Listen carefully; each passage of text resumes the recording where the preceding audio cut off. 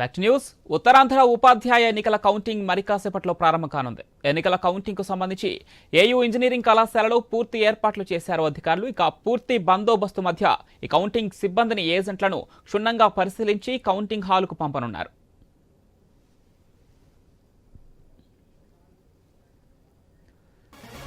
ఏపీలో ఎమ్మెల్సీ ఎన్నికల కౌంటింగ్ సంబంధించి మరిన్ని డీటెయిల్స్ విశాఖ నుంచి మా ప్రతినిధి రాజు ఫోన్ లైన్ అందిస్తారు.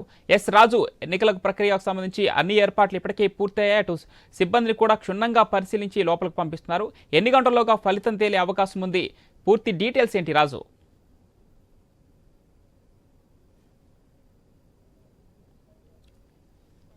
విజయనగరం, శ్రీకాకుళం సంబంధించి జరిగినటువంటి ఉత్తరాంధ్ర టీచర్స్ ఎమ్మెల్సీకి సంబంధించిన పోలింగ్ ప్రక్రియ ముగిసిన తర్వాత ఈ రోజు మార్చి 3వ తారీఖున మరి కాసేపట్లో అయితే ఓట్ల లెక్కింపు కూడా ప్రారంభం కాబోతుంది. దీనికోసం విశాఖపట్నంలోని ఏయూ ఇంజనీరింగ్ కళాశాలలో ఏర్పాటు చేసినటువంటి పోలింగ్ సెంటర్ దగ్గర అయితే మనం ఉన్న ప్రస్తుతం ప్రక్రియ అయితే మొదలైందని చెప్పుకోవచ్చు. ఇక ఇక్కడ చూసుకుంటే ఒక్కొక్కరిని కూడా చెక్ చేసి తరచుగా చెక్ చేసి కౌంటింగ్ సెంటర్లకు అయితే ప్రస్తుతం పంపించడం జరుగుతుంది. ఏజెంట్లు కావచ్చు, అదేవిధంగా ఏదైతే ఎన్నికల కౌంటింగ్ కు నియమించినటువంటి సిబ్బంది ఉన్నారో వాళ్ళందరినీ కూడా పూర్తిగా క్షుణ్ణంగా పరిశీలించి పూర్తి భద్రత మధ్య అయితే హాల్లో పంపించడం జరుగుతుంది. కనీసం పెన్సిల్ కూడా లోపలికి తీసుకెళ్లకుండా ఇక్కడ కట్టుదిట్టమైన ఏర్పాట్లు చేసి వాళ్ళందరినీ కూడా లోపలికి పంపించి ఒక లోపల కౌంటింగ్ లో కూడా వాళ్ళకి పెన్సిల్ అక్కడే ఏర్పాటు చేయడం వల్ల ఇక్కడే మొత్తం సెల్ ఫోన్లు, అదేవిధంగా రిమోట్ కీస్ కూడా లోనికి వెళ్లకుండా కూడా జాగ్రత్తలు తెలియజేసుకుంటున్నారు. దీనికి సంబంధించి పూర్తి భద్రతల మధ్య అయితే ఈ రోజు ప్రక్రియ అయితే ప్రారంభం చేసుకోవచ్చు.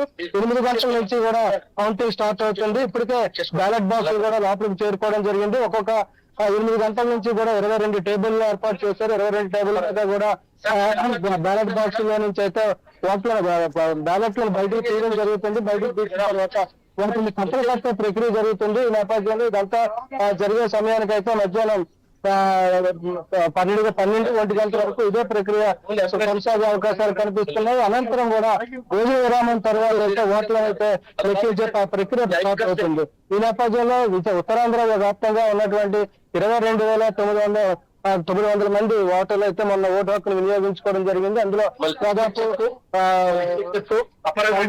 92% మంది అయితే ఓట్లు వేయడం జరిగింది. ఈ నేపథ్యంలో దీనికి సంబంధించి ఉన్నటువంటి 10 మంది అభ్యర్థుల భవిష్యత్తు కూడా ఈ రోజు తేలబోతుంది.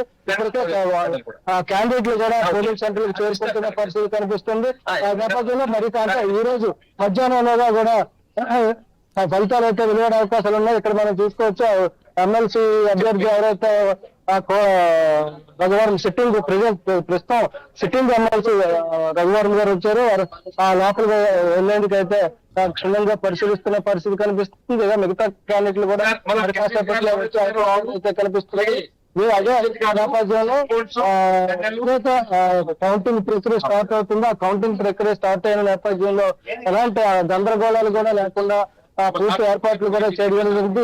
సిబ్బందికి కూడా ఇప్పటికే పూర్తి స్థాయి అవగాహన కూడా కల్పించి శిక్షణ కూడా ఇవ్వడం జరిగింది. ఈ నేపథ్యంలో 8 గంటలకు ప్రారంభమవుతున్నటువంటి కౌంటింగ్ ప్రక్రియ మధ్యాహ్నం 12 గంటల వరకు అయితే కట్టలు అదే 22,000 ఓట్లు ఉన్నారు. అందులో 92% మంది ఓటు వేసిన నేపథ్యంలో ఆ వచ్చినటువంటి ఓట్లు అన్నింటినీ కూడా 1000 చొప్పున అయితే కట్టలు కడతారు. కట్టలు కట్టిన తర్వాత వాటిని మధ్యాహ్నం భోజన విరామం తర్వాత లెక్కించే ప్రక్రియ మొదలవుతుంది. దీంతో ఇందులో 50% ఓట్లు ఎవరు వేస్తే వాళ్ళు అయితే విజేతలుగా ప్రకటించే అవకాశం ఉంది.